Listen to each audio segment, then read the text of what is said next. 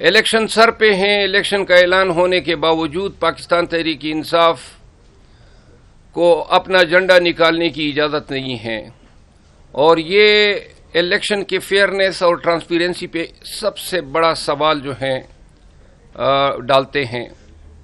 ان حالات میں جب پولیٹیکل پولرائزیشن بہت زیادہ ہے اور سیاست عملی طور پہ گالم گلوچ تک پہنچی ہوئی ہے، جب نواز شریف صاحب آئے تو ان حضرت نے 3 دفعہ پاکستان کے وزیر اعظم کی حیثیت سے خدمات انجام دی ہیں.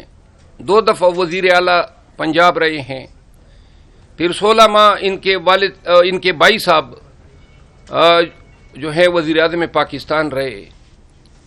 پاکستان میں ایسی نظیر کسی اور کی نہیں ہے جو اتنے اہم مناصب پہ تقریباً لگ بھگ 40 سال سے پاکستان پہ اقتدار پہ براجمان رہا ہو. ان حالات میں اور عمر کے اس حصے میں یہ ضرور محسوس کی جا رہی تھی کہ شاید نواز شریف صاحب مدبر سیاستدان کا ثبوت دیتے ہوئے ملک کو بچانے کے لیے ملک میں سیاسی اور جمہوری اقدار کو فروغ دینے کے لیے کوئی کردار ادا کریں گے، کیونکہ جب 3 دفعہ وزیر اعظم رہ گئے تو 4تھی دفعہ وزیر اعظم بننا یا یہ خواہش بھی رکھنا جو ہے آپ کے کردار کی صحیح معنوں میں انٹرپریٹیشن کرتا ہے. کیا رہ گیا تھا؟ دولت، عزت، اقتدار. آپ کا بھائی، آپ کے بھتیجے. تو کیا ساری زندگی جو اس ملک سے آپ نے لیا یا اس ملک نے آپ کو دیا، اس کا تقاضا یہ نہیں تھا کہ آپ آج کے دور میں پاکستان کے حالات پہ رحم کرتے ہوئے پاکستان کے لیے یہ اعلان کرتے کہ پاکستان مزید سیاسی بدامنی کا متحمل نہیں ہو سکتا. آپ کی شان یا آپ کی قد کاٹ میں کیا کمی ہوتی ہے، اور اگر آپ نیکی، صلح صفائی اور پاکستان کی سیاسی پارٹیوں کو پاکستان کی بقا کے لیے اور پاکستان میں جمہور کی بقا کے لیے یہ پیغام دیتے کہ میں ہر ایک شخص کے گھر جانے کو تیار ہوں، کیونکہ آپ کا بھی دعویٰ ہے اور دعویٰ کرانے والوں کا بھی دعویٰ ہے کہ آپ آج وقت کے مقتدر ہیں. تو لہذا کیا ہی بہتر ہوتا کہ آج کے اس وقت میں آپ پاکستان سے لینے کے بجائے پاکستان کو دینے کی بات کرتے. نہ پاکستانیوں نے آپ کو 4تھی دفعہ وزیر اعظم بنانا ہے اور نہ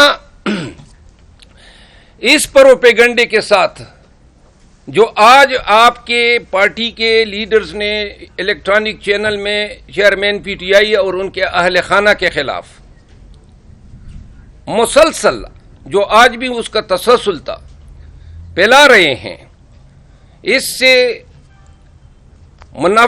نفرت پھیلے گی.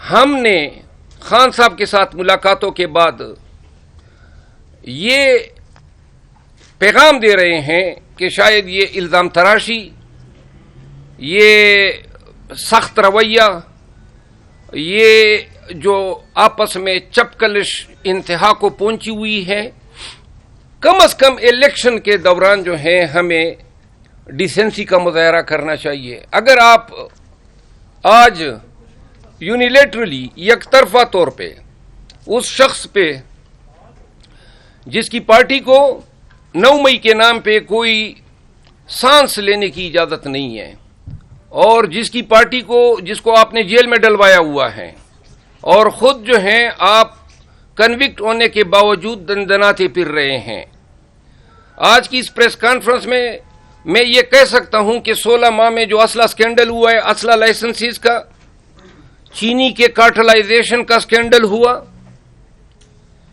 اور 11 جو سکیمز ہیں جو فی الوقت جس کی کمپلینٹس نیب کے پاس ہیں لیکن ابھی تک پاکستانیوں کے ساتھ شیئر نہیں کیے جا رہے ہیں.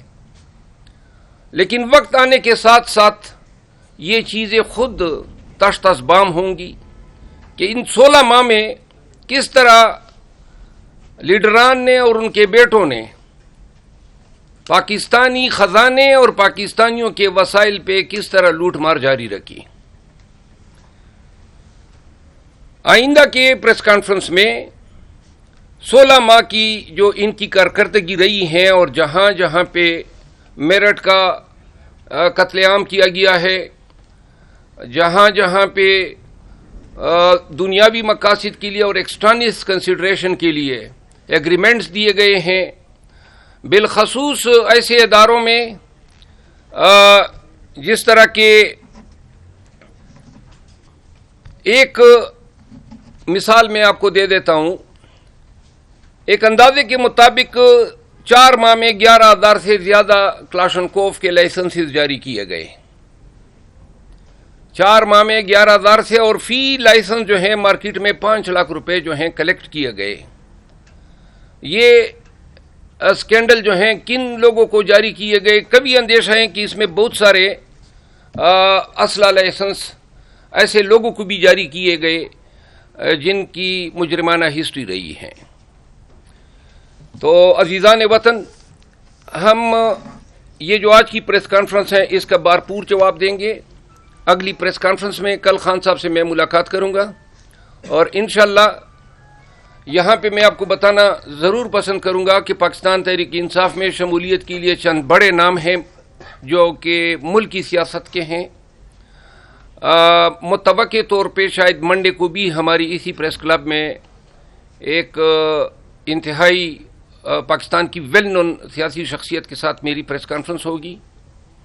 اس کے علاوہ کے پی میں بہت سارے سیاسی عمائدین نے ہم سے رابطہ کیا ہے، وہ بھی شامل ہو رہے ہیں. انشاءاللہ لوگ جوک در جوک بلوچستان، پنجاب، سندھ میں پاکستان تحریک انصاف میں شمولیت کا آغاز کر رہے ہیں اگلے ہفتے سے، اور اس کے بعد والے ایام میں ہم آپ کے ساتھ شیئر کرتے. وہ دن گئے آپ ایک پریس کانفرنس کروائیں گے پی ٹی آئی سے، 10 پریس کانفرنس ہم کروائیں گے ان لوگوں کی جو پی ٹی آئی میں شمولیت اختیار کر رہے ہیں اور ایسی پارٹیوں کو چھوڑ رہے ہیں جس طرح نون ہے، جے یو آئی ہے یا پاکستان پیپلز پارٹی ہے. میں آج کے اس پریس کانفرنس کے جو پہلا نکتہ تھا، داؤد خٹک صاحب کو میں پاکستان تحریک انصاف کی طرف سے، chairman P T I Imran Khan صاحب کی طرف سے، سیکرٹری جنرل عمر ایوب خان کی طرف سے، اور صوبائی صدر پاکستان تحریک انصاف علی امین خان گنڈپور کی طرف سے پاکستان تحریک انصاف میں آمد پہ خوش آمدید کہتا ہوں. داؤد خٹک صاحب کا خاندان جو ہیں کافی عرصے سے سیاست سے وابستہ ہیں.